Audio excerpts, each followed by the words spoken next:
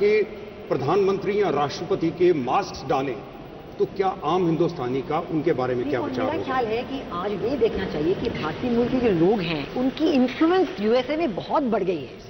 जो आप 93 की बात कर रहे हैं, 2000 की बात कर रहे हैं, उस वक्त से और अब में भारतीय मूल के लोगों की इन्फ्लुएंस हर एक क्षेत्र में बढ़ी है। इन्फ्लुएंस की बात नहीं है, इन्फ्लुएंस की बात नहीं है। सवाल ये है कि क्या प्रधानमंत्री ये एक बड़ा मैसेज, देखिए ये क्या किस तरीके से अपने आप को रखना है अमेरिका के संबित पात्रा से क्या वो अमेरिका में भी स्वयं सेवक है कि सिर्फ हिंदुस्तान में स्वयं सेवक है? सवाल ये है। जी देखिए, स्वयं सेवक तो हर जगह स्वयं सेवक होता है, सिर्फ इंडिया में क्यों, हर जगह स्वयं सेवक का अर्थ नहीं, एक बड़ा शार्प क्वेश्चन था कि आप किस रूप में वहाँ राइट विंग जो आप और हिंदुत्व वाला जो एस्पेक्ट। यहाँ कोई विंग नहीं है, यहाँ सिर्फ हिंदुस्तान को विंग लगे उसकी चर्चा है, उसकी चिंता है कि देश को आज एक पर की आवश्यकता है जिससे देश उड़ान भर सके, उस पर को लेके जा रहे हैं नरेंद्र मोदी वहाँ।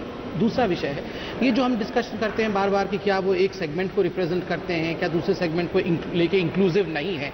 मुझे लगता है इस पे अब फुल स्टॉप, पूर्ण विराम लग गया है मई 2014 16 तारीख को, क्योंकि जनता ने जवाब दिया और हिंदुस्तान की जनता के ऊपर कोई सवालिया निशान नहीं लगता कि ये सेक्युलर है या सेक्युलर नहीं, ये सेक्युलर जनता है और उन्हें लगा कि यही व्यक्ति ऐसा व्यक्ति है जो सबका साथ और सबका विकास करेगा। आप जिस बात का जिक्र कर रहे हैं, हम एक चीज आपसे जानना चाहेंगे जो जिक्र निकल कर आ रहा है, इसलिए महत्वपूर्ण है क्योंकि मनमोहन सिंह जिस रूप में अमेरिका जाते थे उस समय एक मैसेज था कि भारत कहीं झुका हुआ है। ये मैसेज था या नहीं था? देखिए, वो दोनों का व्यक्तित्व अलग है। मोदी जी जब जाते हैं, एक तो ऐसे मौके पर जा रहे हैं जबकि भारत एक सफलता के वे पर है। कल ही हमने एक हमारे साइंटिस्ट ने ऐसी उपलब्धि हासिल की है और सारा विश्व उनको कंग्रेचुलेट करेगा, वो इसके पात्र भी है जी। तो एक तो ऐसे मौके पर जा रहे हैं। दूसरे, मोदी जी का जहां तक आपने निवेश की बात की है, स्वयं सेवक तो देखिए, अगर वाजपेयी जी कहते हैं स्वयं सेवक थे, स्वयं सेवक में कोई धार्मिक रंग उन्होंने नहीं डाला। स्वयं सेवक तो जैसे पात्रा जी ने कहा, सब हम भी स्वयं सेवक हैं, लेकिन हिंदू शब्द उन्होंने ये कहा, आपने खुद बोला इसके बाद। अगर मोदी जी भी ऐसा कहते हैं, मोदी जी ने कुछ दिन पहले इंटरव्यू दिया है जिससे उनके सेक्युलर क्रेडेंशियल को बिल्कुल जाहिर किया जाता है। लोग उनको कहते हैं कि भाई ये तो एक किसी फिरके के खिलाफ है, लेकिन उस इंटरव्यू के बाद ये बड़ी उत्तेजना थी कि भाई इन्होंने साफ जो लोग धार्मिक या ऐसी उत्तेजना करते हैं जिन्होंने यूपी में किया था उनको भी चुप करा दिया।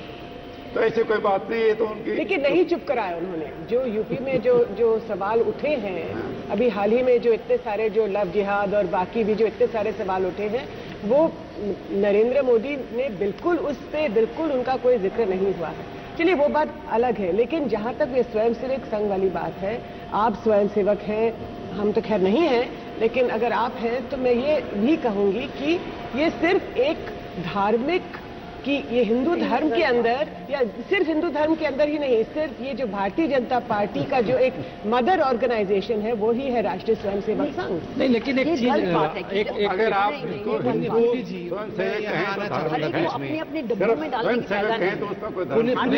मैं एक सेकंड के बीच में आना चाहूंगा। हमको लगता है जरा हम शेरगिल साहब, आपकी राय इसमें क्या है कि प्राइम मिनिस्टर इंडिया के हैं और ये मैसेज जो कन्वे ज्योति जी कर रही है, क्यों मैसेज निकल कर आ रहा है कि लग रहा है वो वहां पर आरएसएस, वहां पर स्वयंसेवक, वहां पर प्रचारक, वहां पर हिंदुत्व, ये मैसेज क्यों आ रहा है? इसके एम्बियंस क्यों है?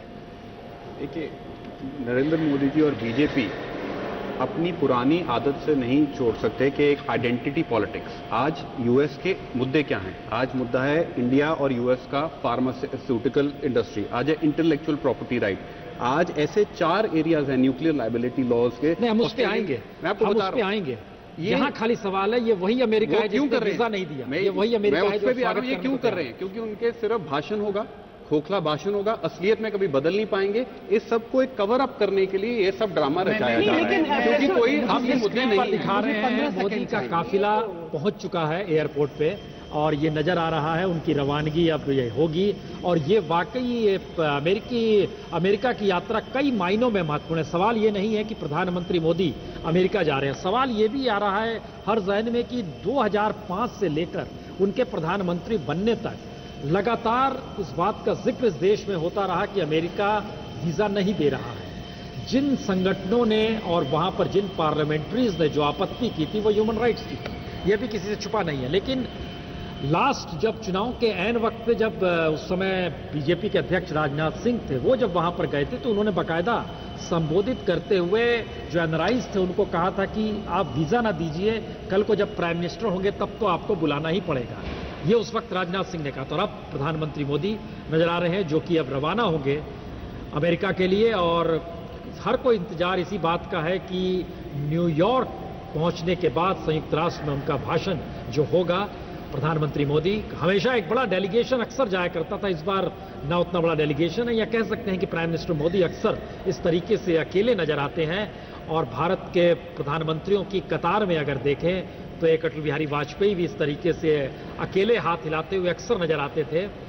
अविवाहित थे, प्रधानमंत्री मोदी ने स्वीकारा उनकी पत्नी जरूर है लेकिन वो साथ नहीं रहती हैं, और प्रधानमंत्री मोदी रवानगी होगी यहाँ से। और हर किसी को इंतजार अब इस बात का है कि संयुक्त राष्ट्र में जो भाषण होगा प्राइम मिनिस्टर का वो किस रूप में कैसे आएगा। जी अब मैं 15 सेकंड लेना चाहूंगा। पहले मैं अभी आपके चैनल में देख रहा था मोदी जी किस प्रकार किस वेग के साथ विमान पे चढ़ रहे थे। ये बहुत इंपॉर्टेंट बॉडी लैंग्वेज है कि मैं उत्सुकता के साथ जा रहा हूं, बहुत एनर्जी के साथ जा रहा हूं, कुछ लेके लौटूंगा और देश को अच्छा करूंगा। ये अब देखिए, इससे पहले हमने तमाम प्रधानमंत्रियों को स्टडी किया है। वो जो हैंडवे होता है उसे पकड़ के धीरे धीरे कदम पर कदम चढ़ रहे होते हैं, मगर जिस वेग के साथ, एक युवा जोश के साथ, जिस 62% युवकों की बात करते हैं, याद है जनाब, देखिए एक सेकंड, मैं 10 वर्षों विगत 10 वर्षों को मैं दो सीढ़ियां हमने चढ़ते हुए देखी। स्वाभाविक रूप से मैं उन्हें, मैं उनको बिल्कुल नकार नहीं रहा हूं। मैं कह रहा हूं जो विगत 10 वर्षों का समय था जो फ्रेश हो रहा है अभी, उसको कंपेयर कर रहा हूं। खैर उसको भी भूलते हैं, सिंह को देख रहे नहीं, देखना पड़ रहा है। विगत 10 वर्षों में वही प्राइम मिनिस्टर। दूसरा mister Shetty, just a second, मैं 15 सेकंड। दूसरा देखिए, हम लोग एक राउंड टेबल में बैठे हैं, सभी इंडियंस हैं, हमारे प्राइम मिनिस्टर हैं, कांग्रेस के या बीजेपी के तो नहीं है, हमारे हैं। तो यहाँ ये कहना कि वहाँ जाके वो थोथला भाषण दे देंगे जिससे कुछ नहीं होगा, और वहाँ ये कहना कि हमें कुछ आशा नहीं, ये नहीं। आज आशावादी होना पड़ेगा इस राउंड टेबल में हम सबको, क्योंकि यहाँ भारतीय बैठे हैं, हम यहाँ बहन भाई बैठे हैं, और हमारे अभिभावक बाहर जा रहे हैं। ऐसी आप क्या हम नेशनलिज्म का लेक्चर बिल्कुल नहीं दे रहे हैं, बिल्कुल नहीं दे रहे हैं। ये कॉमन सेंस होता है। ये क्या बात है कि हम भारतीय हैं इसीलिए क्यों आ रहा है कि आशावादी वाला हमेशा ये माना जाता रहा कि ओवरऑल सारी पार्टियां एक जैसा सोचती हैं, एक दिशा में देखती हैं। बिल्कुल ये है ना कि इसको लेकर अलग सोच भी है। देखिए, ये बात तो हम बहुत पहले से कह रहे हैं, और उसका सबसे बड़ा प्रमाण ये है कि खुद सुषमा जी ने एक बात कही थी कि फॉरेन पॉलिसी देश की होती है और हम उसी के हिसाब से चल रहे हैं जो पहले से तय है, उसमें बहुत ज़्यादा कोई बदलाव नहीं है। ये खुद सुषमा जी ने कहा है, मैं नहीं कह रहा हूँ। फॉरेन पॉलिसी जो तैयार होती है या जो हमारे मुद्दे होते हैं उस पर समहाउ ब्रॉडर पर्सपेक्टिव में देखें तो आप थोड़ा बहुत कमोवेश, वरना वही रहता है। पाकिस्तान के बारे में जो हमारी राय थी आज मोदी जी की भी वही है। बिल्कुल।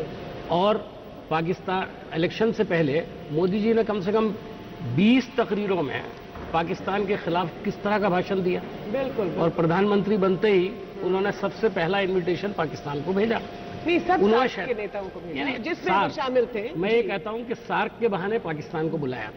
मैं ये नहीं कहता हूँ कि पाकिस्तान आया सार्क में। नहीं, लेकिन एज ए प्राइम मिनिस्टर वो कंट्री के मूव कर रहे हैं, एज ए आरएसएस प्रचारक नहीं कर रहे हैं। बिल्कुल नहीं कर रहे हैं, और करना भी नहीं चाहिए, करना भी नहीं चाहिए। मैं आपको एक बात, आपने वो मास्क की बात कही, मुझे याद है मैं 1990 से 96 से पार्लियामेंट का मेंबर रहा। याद होगा आप, सद्दाम हुसैन के खिलाफ बड़ा ज़बरदस्त अमेरिका का जो चल रहा था और हिंदुस्तान के अंदर सद्दाम हुसैन के बड़े नारे लग रहे थे, तो मैं बहुत यंग था। मैंने एक ऐसी जैकेट बनवाई जिसके ऊपर सद्दाम हुसैन की तस्वीर थी, पार्लियामेंट में चला गया। तो शंकर दयाल शर्मा साहब जो हमारे चेयरमैन थे, उन्होंने मुझे चैम्बर में बुलाया और बुला करके कहा कि आप पार्लियामेंट में ये पहन कर ना जाएं। मैंने कहा क्यों, मुझे राइट है, मैं पहनूंगा। तो उन्होंने मुझसे दरख्वास्त की, हुक्म नहीं दिया, हालांकि चेयरमैन की हैसियत से मुझे हुक्म दे सकते थे कि नहीं ये मुनासिब नहीं है। तो मेरा कहने का मतलब ये कि जब आप किसी बाहरी देश के बारे में कोई बात करते हैं तो अपने देश का इंटरेस्ट भी देखना पड़ता है। इसी तरह से जब आप किसी देश के बाहर कोई चीज़ प्रभावित करते हैं या दिखाते हैं तो उसमें आपको इस बात का ख्याल रखना चाहिए कि मोदी जी की बजाय भारत नजर आना चाहिए। बिल्कुल। जो स्वयं सेवक वहाँ पर जिस तरह का आपने बताया कि इतने सारे चीज़ें खरीद करके ले गए हैं, वहाँ बटेंगी, उसको देखा, तो मुझे तो लग रहा है कि जैसे देखिए नेपाल के अंदर उन्होंने बहुत अच्छी तकरीर की, उस पर मेरा सीधा कमेंट ये था कि इलेक्शन ही तकरीर थी, क्या भारतीय जनता पार्टी नेपाल में भी जाके चुनाव लड़ेगी? और मैं आपको एक बात बता दूं, मेरा ये मानना है कि मोदी जी का जो भाषण यूनाइटेड नेशंस में होगा वो भी तकरीबन वैसा ही भाषण होगा जैसा उन्होंने नेपाल में किया था। और उसका एक मैसेज तो जाएगा, मतलब नहीं, नेपाल का भाषण अच्छा था, बहुत बढ़िया भाषण था। देखिए बहुत अच्छा भाषण था, मैं वही कह रहा हूं, लेकिन उसके अंदर जो एक टच था वो था जो एक प्राइम मिनिस्टर वाला भाषण नहीं था। एथनिक टच था क्या उसके अंदर? नहीं, इलेक्शन ही टच था। नहीं, उन्होंने ये कहा था, नेपाल के लोगों को ये कहा था कि आप डिसाइड कीजिए और हम आपकी बात को स्वीकार नहीं, करेंगे। इसको जरा डिप्लोमेट राजीव डोगरा जी, क्या भाषण का ये जो पूरी तरीका है वो process बता रहा हूं। तैयार की जाती है, प्राइम मिनिस्टर Selective जा रहे हैं, डिप्लोमेट्स का पूरा हिस्सा होता है, इस पूरे प्रोसेस को अमेरिका को लेकर आपको क्या लगता है, किस तरह की स्थिति बनाई गई होगी कि आपको किस रूप में वहां जाना है, बातों को कहना है, कैसे, ये सारी ट्रेनिंग हुई होगी? बिल्कुल हुई होगी, पर इसमें सबसे ज़्यादा पर्सनालिटी का जरूरत है, क्योंकि जिक्र हुआ था पर्सनालिटी से, तो मैं वहाँ से शुरू कर। अगर मोदी जी की जगह मैं होता तो पहले तो मैं ये सोचता कि मैं जाऊँ क्यों वहाँ। 10 साल तक उन्होंने वीज़ा नहीं दिया, क्यों मैं जाऊँ? तो एक तो महानता उनकी ये माननी चाहिए कि वो ऑलमोस्ट पहली कंट्री जो विजिट कर रहे हैं उनमें से पहली 3-4 में अमेरिका है। दूसरा ये है कि वो न्यूयॉर्क से भी होके वापस आ सकते थे। जब यूनाइटेड नेशन सेशन होता है तो बल्कि अमेरिका की एक खास पॉलिसी है कि भाई आप यूएन का सेशन अटेंड करके अपने घर वापस जाइए। हम इसके साथ हम विजिट नहीं कंबाइन करना चाहते, तो वरना 200 देशों के मुल्क आ जाएंगे। तो वहाँ पे भी उन्होंने कहा कि मैं वाशिंगटन भी जाऊँगा और उनसे मिलूँगा और बातचीत करूँगा देश के हित में। तीसरी बात यह है, जहाँ से आपने शुरू किया था, कि बॉडी लैंग्वेज की। मोदी साहब की बॉडी लैंग्वेज कई बार मेरे को मुशर्रफ की याद दिलाती है। बिल्कुल, क्योंकि उनके साथ जो एसपीजी वाले भी चल रहे होते हैं वो भी जरा फीके पड़ जाते हैं। सो थोड़ा सा असर्टिवनेस है। मुशर्रफ जब मुशर्रफ आगरा आए थे, राजीव आपको याद होगा, उन्होंने मेरे ख्याल दिन में 5 दफा कपड़े भी अपने जो बदले थे, लेकिन वो बात अलग है। मैं ये जो बॉडी लैंग्वेज वाली बात है प्रसून, ये इनकी बात बात बिल्कुल जायज है। हम रिएक्शन एक मिनट ले रहे हैं इस पे। बालकृष्ण, रवानगी हो गई, आप एयरपोर्ट पे मौजूद हैं? जी हाँ, अब से थोड़ी देर पहले प्रसून वो एयरपोर्ट पहुंच चुके हैं और प्रधानमंत्री का काफिला पहुंच चुका है और अब से थोड़ी देर में यहाँ से उड़ान भरने वाले हैं प्रसून। ओके, संबित पात्रा, आपने बॉडी लैंग्वेज से शुरू की थी, बात वहीं पर आ गई कि आप अगर बॉडी लैंग्वेज के आश्रय प्रधानमंत्री को देख रहे हैं तो मोदी तो वाकई उस रूप में अपने आप मैं इसको बड़ा अलग तरीके से प्रेजेंट करता हूं। अभी तक चंद मिनट पहले ये डिस्कशन हो रहा था कि फॉरेन पॉलिसी तो इन कंटिन्यूम होता है और होता भी है। ऐसा नहीं है कि रातों रात कुछ बदल जाए। इन कंटिन्यूम में फिर क्या बदल जाता है? जो एक पॉलिसी हमें अजीब लगता था और वही पॉलिसी अच्छा लगता है, व्यक्ति बदल जाता है। वो व्यक्ति का वही पर्सनालिटी काम आता है। आप देखिए, ऐसा नहीं कि हमने बहुत कुछ बदल दिया, मगर चाइनीज इंकर्शन हुआ था, पहले भी हुआ था, अभी हुआ, पहले हुआ था तो जो व्यक्ति उस समय थे शांत थे, चुप थे, रिएक्टिव नहीं थे। सलमान खुर्शीद साहब का एक बयान आया कि क्या ये तो एक्ने हुआ है, एक्ने विल रिजॉल्व बाय और यहाँ पे madam, I was not interrupting anyone, और मैं इतनी सिविलिटी सबसे एक्सपेक्ट करूंगा कि मैं कभी किसी को इंटरप्ट नहीं करता हूं। I should be given some time. तो ऑइंटमेंट अप्लाई कर देंगे, ठीक हो जाएगा। फिर वो बीजिंग जाते हैं, बीजिंग में उनसे पूछा जाता है कैसा लगा, इतना सुंदर देश है, मैं तो यहीं बस जाना चाहता। देखिए, डिप्लोमेसी में शब्दों का चयन किस प्रकार से, आप एक फोटो बहुत चला था, आपको ध्यान होगा, जब अमेरिका गए थे मनमोहन सिंह, वो फोटो इतना चला था सोशल मीडिया में कि मनमोहन सिंह जी ओबामा के सामने लगभग 180 बहुत आगे वो झुक गए थे नमस्ते करते हुए। एंड किसी हिंदुस्तानी को अच्छा नहीं लगा। नहीं, गलत है, झुक नहीं गए थे, उन्होंने सिर्फ बहुत अदब से किया होगा। India loves you. नहीं, डेफिनेटली मैं नहीं बोल रहा हूँ, बड़ी आपत्ति हुई थी इंडिया लव्स यू, लेकिन झुकने वाली, मैं नहीं कह रहा हूँ कि इंडिया झुक गया था, मगर बॉडी लैंग्वेज कितना महत्वपूर्ण। एक सेकंड मैम, प्लीज, आप वो भी प्रधानमंत्री थे इंडिया के। Let me complete. I was not interfering. जो आप हमको अभी लेक्चर पढ़ा रहे, वो भी प्रधानमंत्री। मेरा काम यहाँ है कि मैं बीजेपी के व्यू को जरूर रखूं। मैं आपको बिल्कुल नहीं पढ़ाने की कोशिश कर रहा हूँ, मैं अपने पार्टी के व्यू को। प्लीज, बहुत प्यारे प्रधानमंत्री हो सकते हैं, मगर प्लीज आप अपने विषय में उसको रखिएगा। मैं सर एक सेकंड। तो इसलिए जो व्यक्ति का आचरण, व्यक्ति का विषय को रखने का तरीका, व्यक्ति का पहनावा, ये इसलिए महत्वपूर्ण होता है कि उसके अंदर जो शक्तियां हैं वो झलकती हैं, इंटेंशंस झलकता है। यही मनमोहन सिंह जी अमेरिका जा रहे होते तो पुण्य जी आप बताएं, क्या पुण्य प्रसून वाजपेयी आज 14-14, 15-15 घंटे की कवरेज करता?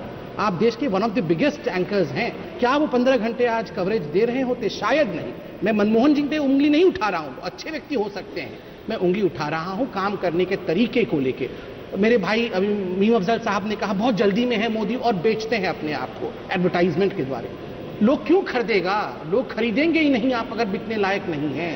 आप में कुछ ऐसी शक्ति होनी चाहिए जो लोग हाथों हाथ खरीद लेते हैं। लोगों को क्यों इतना मेडिसिन स्क्वायर में क्यों एक रॉक स्टार बन के जा रहे हैं? इससे पहले भी तो मनमोहन सिंह जी गए, क्यों वो रॉक स्टार नहीं बन पाए? ये इनकी बात बिल्कुल जायज है कि वो रॉक स्टार बन के जा रहे हैं। ये तो बात लोग बनाते हैं, कोई बन नहीं सकता है सर, कोई नहीं बन सकता है, लोग बनाते हैं। देख रहे हैं आप उनमें नेगेटिव खोज रहे हैं। उम्मीद मैं देश का एक युवा की तो उम्मीद यही है कि एक सिंबलिज्म की राजनीति से बाहर कब आएंगे?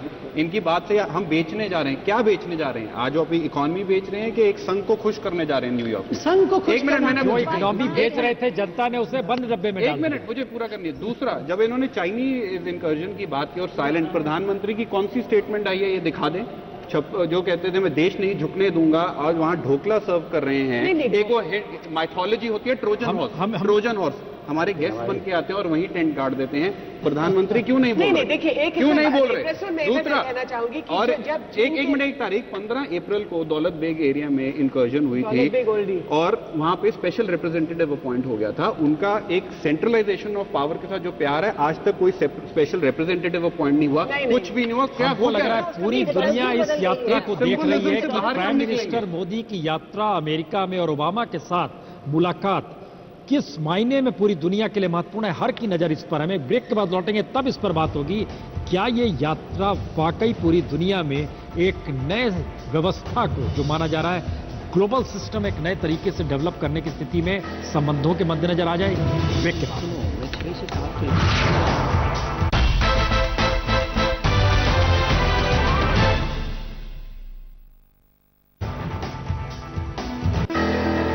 समूची दुनिया की नजर है प्रधानमंत्री मोदी की इस अमेरिकी यात्रा को लेकर। संयुक्त राष्ट्र में वो क्या कहेंगे, मुलाकात के दौर जब शुरू होगा और जब बायलैटरल रिलेशंस की बात अमेरिका से होगी तो किन मुद्दों पर किस रूप में नए तरीके से, क्योंकि एक तरफ जापान, चीन, रशिया, पाकिस्तान का मुद्दा, हर कोई कहीं ना कहीं भारत से जुड़ा हुआ है। हम इस पर चर्चा शुरू करें उससे पहले हम सीधे चल रहे हैं एयरपोर्ट, जहां पे बालकृष्ण मौजूद है। बालकृष्ण, गाड़ियों का काफिला जरूर था लेकिन कोई डेलीगेशन साथ में इस रूप में नजर नहीं आया। प्रधानमंत्री के साथ हवाई जहाज में कौन कौन मौजूद हैं? देखिए, जैसा कि आपको पता है कि प्रधानमंत्री पहले भी जब गए थे, जापान भी गए थे, तो बहुत छोटा सा डेलीगेशन लेकर जाते हैं। उनके साथ जो बिजनेस डेलीगेशन जा रहा है वो अलग जा रहा है। प्रधानमंत्री के साथ जाने वालों की संख्या बहुत कम है। सिर्फ एनएसए और एमईए के कुछ अधिकारी हैं, एक्सटर्नल अफेयर्स के कुछ अधिकारी हैं। सुषमा स्वराज पहले से वहां पहुंच चुकी हैं और प्रधानमंत्री का जो डेलीगेशन है वो बहुत छोटा सा डेलीगेशन है। लेकिन इस छोटे से डेलीगेशन से उम्मीदें बहुत ज़्यादा लगा रखी हैं और उम्मीदें इसलिए भी ज़्यादा हैं क्योंकि जो प्रधानमंत्री ने आज जिस योजना का शुभारंभ किया मेक इन इंडिया का, उसकी पहली परख जो है कितना कुछ हो पाएगा, कितना कुछ आ पाएगा, उसकी पहली परख अमेरिका में होगी। खास तौर पर इसलिए भी ये दौरा बहुत ज़रूरी है, अहम है, क्योंकि चीन की जो राष्ट्रपति की यात्रा थी उसे जितनी उम्मीदें लगा रखी थी भारत ने, वो उम्मीदें उस तरह से पूरी नहीं हुई। एफडीआई की बहुत चर्चा थी कि चीन से भी आएगा, लेकिन जितनी उम्मीद थी उसका 1/5 हिस्सा भी नहीं आया। तो इसलिए अमेरिका का जो ये दौरा है वो कई मायनों में बहुत महत्वपूर्ण है और काफ़ी उम्मीदें भारत ने इससे लगा रखी हैं। चलिए, ये एक स्थिति है। केसी सिंह साहब, क्या वजह है समूची दुनिया की नजर है या फिर ये मैसेज है कि दुनिया की नजर इस बार भारत पे है? देखिए, हमें एक चीज़ हमने नहीं, जिसका हमने जिक्र नहीं किया कि ये स्ट्रेटेजिक इंपॉर्टेंस क्या है अमेरिका जाने की। जापान जाके हैं, चीन के राष्ट्रपति यहाँ पे आए हैं। 100 साल पहले जो पहले महायुद्ध से पहले यूरोप में स्थिति थी, 5 बड़े देश थे यूरोप में। जर्मनी उनके मिडिल में था, ऑस्ट्रो हंगेरियन एम्पायर, रूस, फ्रांस और इंग्लैंड। जर्मनी के चांसलर ने कहा, बिस्मार्क ने कहा, मेरी कोशिश ये होगी कि मैं 3 में रहूं, 2 में ना रहूं। इस समय भी एशिया में 5 बड़े देश हैं, जापान, चीन, हिंदुस्तान, अमेरिका भी एशिया है क्योंकि पैसिफिक के उधर से आता है, और रूस। अब ये 5 में कोशिश ये है कि हम 3 में रहें, हम 2 में ना रहें। तो यही चीन की कोशिश थी। चीन जो आया है, जो दबाव बॉर्डर पे डाला, कि आप हमारे दो के साथ रहो, आप जापान और अमेरिका के साथ नहीं जाओ। सो वो अपना निवेश इन्वेस्टमेंट लेके आए, कुछ पीछे खींचा हाथ। उनका मतलब है आपका जो सरहद का मसला है हम सुधार सकते हैं, हम बिगाड़ सकते हैं। आप जापान के साथ मत जाइए, अमेरिका के साथ मत जाइए। ये एक तरह का उनका मैसेज था। तो इसलिए जब आप वॉशिंगटन में प्रधानमंत्री जा रहे हैं, उसका एक बहुत बड़ा स्ट्रेटेजिक मतलब है। एक तो लिस्ट तो होती है, धोबी घाट की लिस्ट होगी एक, ये वो अमेरिका अपनी लिस्ट हमेशा उनकी आदत है, बहुत बड़ा बहुत इंपॉर्टेंट देश है, लेकिन अपनी एक लिस्ट बना के रखेगा, मेरा ये काम नहीं हुआ, मेरा वो नहीं हुआ, वो सारी एक साइड जाएगी। कुछ हम अनाउंस करेंगे जो चीजें अमेरिका से खरीद रहे हैं, क्योंकि वहां की कॉर्पोरेट दुनिया की बहुत बड़ी अहमियत है। पिछले 2 साल में जो रिश्तों में फर्क आया है, वहां की कंपनियों ने बुरा भला हमें कहना शुरू किया है कि हिंदुस्तान खोलता नहीं है बाजार, हिंदुस्तान के नियम खराब हैं। तो वो वहां का माहौल जो इन्वेस्टमेंट का हिंदुस्तान का बिगाड़ रही है, वहां की कंपनियां बिगाड़ रही हैं। तो इसका दूसरा हिस्सा प्रांजल जिसका जिक्र हो रहा है, ब्रिक्स में भी प्राइम मिनिस्टर गए थे और बड़े ही बेहतरीन गेस्चर में उन्होंने वहां पर जिन चीजों को रखा और जिस तरीके से रखा, क्या प्राइम मिनिस्टर की ध्यान पूरा का पूरा उस इन्वेस्टमेंट पर ही है जिसका जिक्र, और इन्होंने चूंकि सामरिक नीति को भी बिजनेस से जोड़ा है, यानी ये सफलता असफलता इस बार अमेरिका के साथ उसी इकोनॉमिक डील को लेकर ही नजर आएगी? ये माना जाएगा कि ये हो गया तो आप सफल है, नहीं हुआ तो नहीं सफल है? मेरा मानना है कि देश को नरेंद्र मोदी दूसरी तरीके से पेश कर रहे हैं दुनिया के सामने। ये हर देश के सामने जाके उनका पैसा नहीं ले रहे हैं। इनका ये कहना है भारत अब आगे बढ़ने वाला है, अगर आप साथ नहीं आएंगे तो आपका नुकसान है। इसीलिए चीन, और देखिए किस श्रेणी में और किस तरह से अमेरिका गए। पहले वो गए भूटान, उसके बाद सार्क के लोगों को बुलाया, फिर वो जापान, फिर ऑस्ट्रेलिया, फिर चाइना, अब जाके अमेरिका के पास गए हैं। कई बार ऐसा हुआ है कि शुरू में सब लोग अमेरिका कूद के पहुंच जाते थे, लेकिन जिस उन्होंने पंक्ति में अमेरिका को रखा है, ये कहने के लिए कि आप बड़े